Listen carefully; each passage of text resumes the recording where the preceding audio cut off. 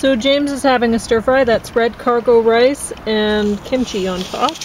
I'm having a stir fry too, but I'm not having the rice. I'm just having the kimchi and the stir fry. And I'm going to be talking about Foundations of Western Civilization 2 again. And see how far I get in the talk about that. I'm just going to get started because I don't know how long it'll take James to come out. And it's a bit chilly. It's turning back to winter tomorrow, so I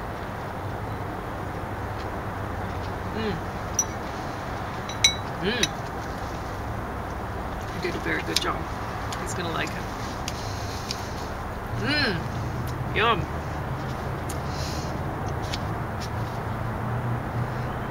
During the 19th century, the population of Europe grew from 190 million to 423 million. In the 1870s and 1890s, many families, even in the middle class, found that they needed two incomes. Friedrich Nietzsche argued for the preeminence of will.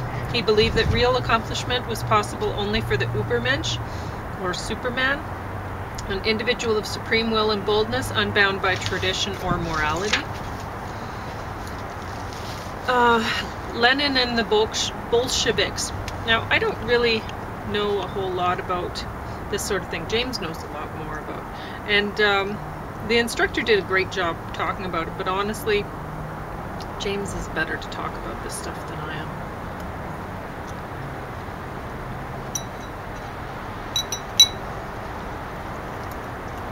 am. Like, I guess apparently there's a lot of talk right now. Like I had mentioned in one of the previous things that with the coronavirus, I mean, who knows really who anybody could have started it.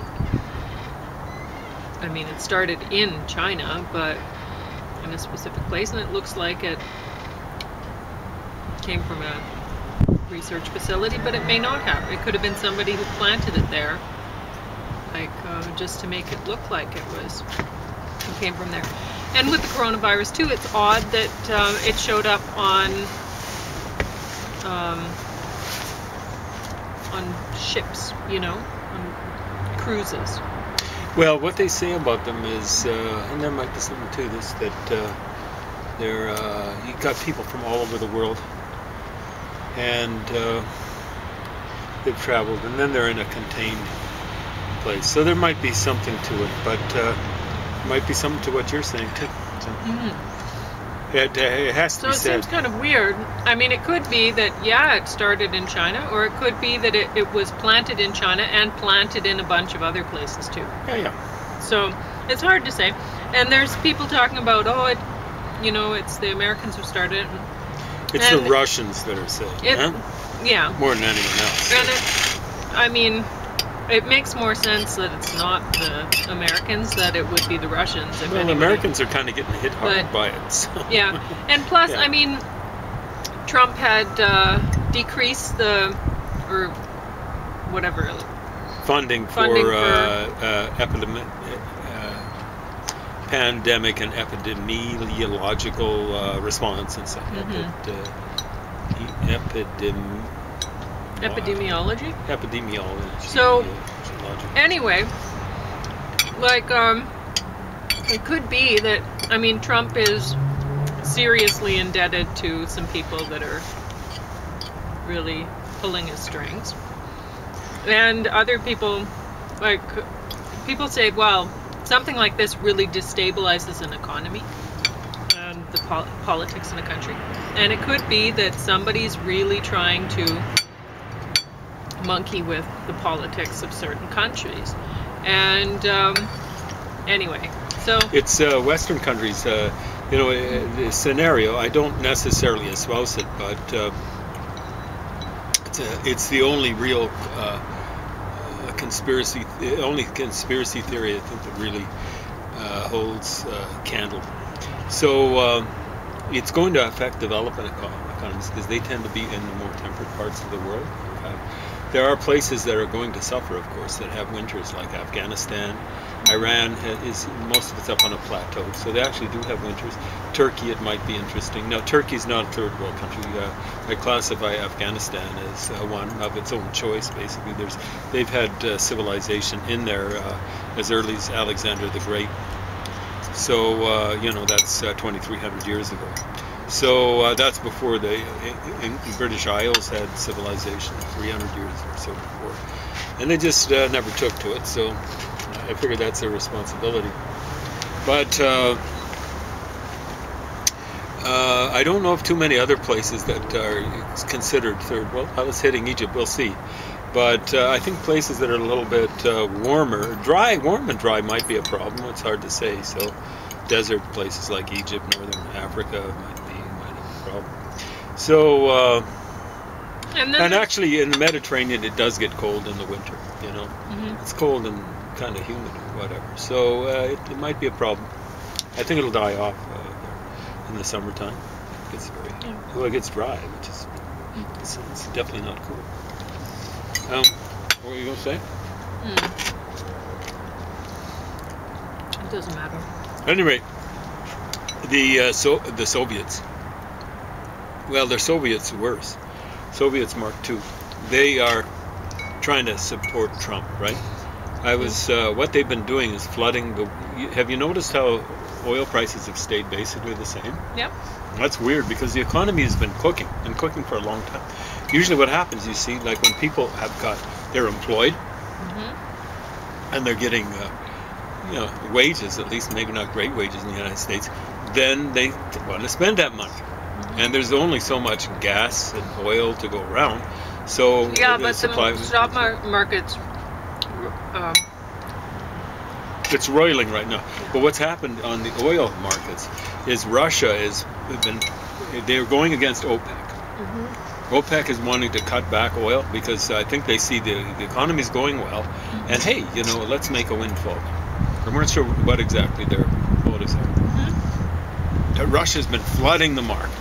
Now they're into a big oil war. OPEC's trying to crush Russia. So they're pouring now. It's just happening the last few days. Alberta's in huge trouble because oil prices are just plummeting. There's way too much supply. The demand is going up like this. The supply is going up like this, right? The airline companies, they are subject to the fluctuation of a lot of companies are. But I was just learning about this. So it could be that whoever has pumped a whole bunch of oil in wants people to fly more. Spread it around. Well, that might be. So who travel around? Again, it's the Russians that have been doing it for quite a while. So then it makes it look like it's more the Russians if it was a plant. Yeah. So anyway. But the reason why they're doing it is to keep Trump in power, right? So I don't see them. No, they've got their. I don't know. Do they need to keep Trump in power? Because it's because they got Bernie Sanders on the payroll too. So they don't need to worry about Trump. I mean, Trump, they have him. They're pulling on him because they have. They got some sort of dirt on him. Yeah. Well, he's indebted too, right? So. Serious debt. If somebody holds the purse strings, it's basically Russian mafia that bailed him out. So. Anyway, but with Bernie Sanders, I mean, I think you just have a loyal comrade. Oh, yeah, exactly right. He was visiting the Soviet Union back when it was the real Soviet Union. He says he's a democratic socialist. Who knows if he was a member of the Communist Party? I mean, there were people who had been members of the Communist Party who were told to cut ties officially with the Communist Party. Classic case is Robert Oppenheimer, the guy who, more than anyone else, well, he coordinated the development of the atomic bomb. And of course, what he did, along with several other people, was termed the secret of the bomb. Not the Russians, not the communists, to Joseph Stalin. Let's get that straight. Okay, so back to history. I'm talking about Lenin and the Bolsheviks. Freedom of the press was curtailed. Liberal cadets were outlawed. Mensheviks and social revolutionaries were purged from the government. Cheka, secret police to root out enemies of the revolution, which was a parent of the later NKVD and the KGB. The Russian royal family was executed in Siberia in 1918. Incidentally, the correct way to pronounce that roughly is Cheka. Sorry. But holy smokes, you'd be the only person outside of me, and the professor teaches history of Russia, and that Nanda woman who in the library taught Russian. There'd be others, people from Russia. Cheka. All right, 1918 Lenin pursued 4 main goals: seizure of land by the peasants, seizure of factories by the workers, immediate peace, exportation of international communism. Land reform or collectivization led to peasant revolts and starvation. Workers put in charge of factories lacked appropriate experience. So the peasant revolts were against the communists, you know. This was predicted by a guy called Karl Kautsky right after the revolution. He just said, the peasants are your friends now because you want, that was one of the 4 planks on his program, they want their land, and you're offering to, once they get the land, you're going to be your enemies, because the communists were an urban movement, workers, and they will be producing stuff to sell to the peasants and buying their produce. So some peasants would be able to buy, you know, a little bit of equipment and machinery. It'd be nothing like the big tractors that people got on the land today. But he analyzed it perfectly. He said basically they are more on the side. They're basically more on the side of the capitalists or something. They're not really capitalists. It's a different class, but they are there to produce goods. You know. So they will be buying stuff to make the goods, and then they'll be producing it. And they will be your enemies, and that's the way it was. So they ended up they were crushing them, having peasant revolts. Eventually they collectivized them and really taught them a lesson. Though some of them, the lesson they never learned to survive to apply. So, you know, maybe 10 million in Russia and 10 million in Ukraine. It's about 10 years later. Skipping ahead a little bit here. Germany lost significant amounts of territory. For a while. Bulgaria lost territory on the Aegean. Yeah, this is the Versailles Treaty we're talking about. Yeah. Actually, the Russians basically surrendered to the Germans, This is hot. and the Germans gained a huge amount of territory temporarily until they lost the war. I made my bottle too hot. It's too hot for me. Yeah. The Ottoman Empire lost all of its overseas possessions. Well, overseas, what is it? I mean, overseas would be like in Europe. They lost some, but they still are sitting on Istanbul, the biggest city in Europe. And they lost their territories in, well, not really in Africa. Egypt was controlled by the British, but they lost their stuff in like Mecca and Medina during World War I. Right? They're still an empire. They still have lots of ethnic minorities that are more native to the place than they are. Germany was to pay an indemnity of $5 billion and reparations of $32 billion to the Allies. A substantial sum, but it would have been handled. The French handled something about 50 years earlier. Oh, did they? Wouldn't have been the same absolute figure. Well, he didn't mention much of it. Oh. He mentioned a little bit, incidentally. The French they started a war against Germany. It was a really stupid thing. Next thing you know, so it's the French started. Next thing you know, the Germans are in Paris. And most of the war actually was fought in France. But French had to pay reparations. And I think they actually, I don't know about the figures, but they should have been paying reparations. But the big trouble with World War I is almost all of it was fought in France, and the Germans started it against France. They came to a neutral territory, Belgium. They're the ones responsible for it getting out of hand. Because the Brits didn't want to get involved. They had treaties with France, the treaties with Russia. The Germans were fighting them. They didn't. He talked about it. The British didn't want to get into it. But as soon as the Germans invaded Belgium against France, Belgium was neutral. They committed what should have been a war crime. It wasn't a war crime. And the Brits came in on the side. And And the Germans, even in World War II, they were saying, they're talking about us committing war crimes. You know, they were making up stuff about us committing war crimes back in World War I. They were saying we were bayoneting babies, throwing them up in the air, and, you know, having them land. And that, I think, was made up. But I'm sure there were a few rapes and stuff like that. But maybe a whole lot of them. But it was a war crime just walking into Belgium. So. The League of Nations. It had 4 specific functions: international disarmament, arbitration of international disputes, economic sanctions against aggression, and treaty revision. Russia was not invited to join. Germany was excluded, probably for good reason. Oh, yeah. And the United States chose not to join. Well, the American populace, Woodrow Wilson, the American president, wanted it, right? Mm-hmm. But what happened was he used up his 2 terms. He was sick. He died really after, I can't remember what sickness was, it strokes or something like that. So there might have been a leftover from that big flu pandemic. The last one we had. We had to wait 100 years and develop all this artificial intelligence to find out.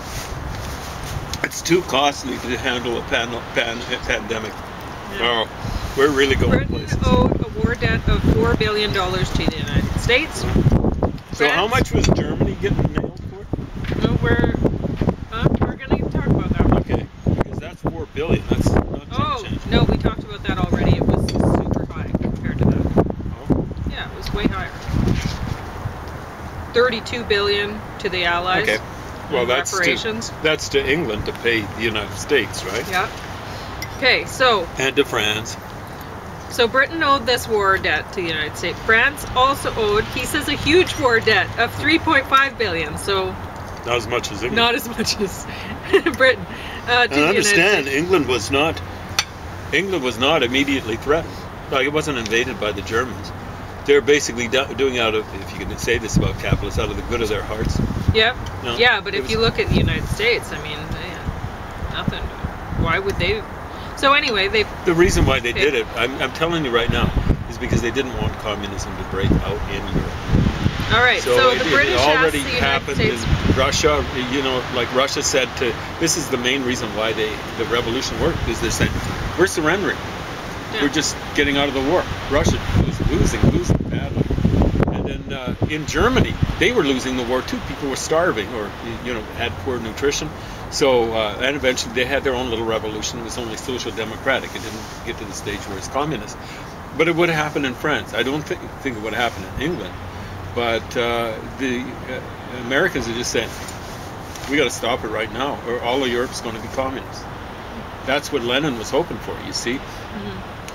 That was one of his 4 platforms, is spreading the revolution elsewhere. Mm-hmm. The British asked the United States for an overall cancellation of debt, but Calvin Coolidge was unmoved. America's insistence on payment caused the Allies to demand money from Germany. And I don't know, he's making it sound like the Americans did the bad thing there, but I mean they got the money from somewhere. It's not like they just had these billions kicking around. This came out of the pockets of citizens, essentially, right? So they had to pay it back. They can't Actually, the United States, after World War II, did something called the Marshall Plan. You talk to left-wingers. It was a way of spreading American imperialism all around the world. What was it? It was relief for places like Germany and Japan. They just gave money, and what they were saying is... So I guess they did that because of the results from this. Yeah, exactly right. So you'll actually get people saying, man, the Americans were such hard buttocks, because they insisted on, Richard Rhodes says it's about Japan, they insisted on unconditional surrender.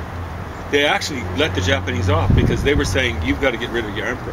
And finally, cooler heads in the State Department of the United States said, let them keep the emperor. He's actually not been the cause of this sort of thing. We'll make him a constitutional monarch, like the Queen in England, right? Not exercising powers, just a figurehead. And that was an awesome move. But the unconditional surrender meant they actually got hold of the levers of power inside these countries. So America set up a dictatorship for about 6 years in both of those countries, very benevolent dictatorship. They killed very few people. You heard about the Nuremberg trials, Trials, and yeah. how many people, a few people Yeah. got killed. They had a similar thing in Japan, but the important thing was taking the military's hands off the leaders. It wasn't even so much the Nazi Party.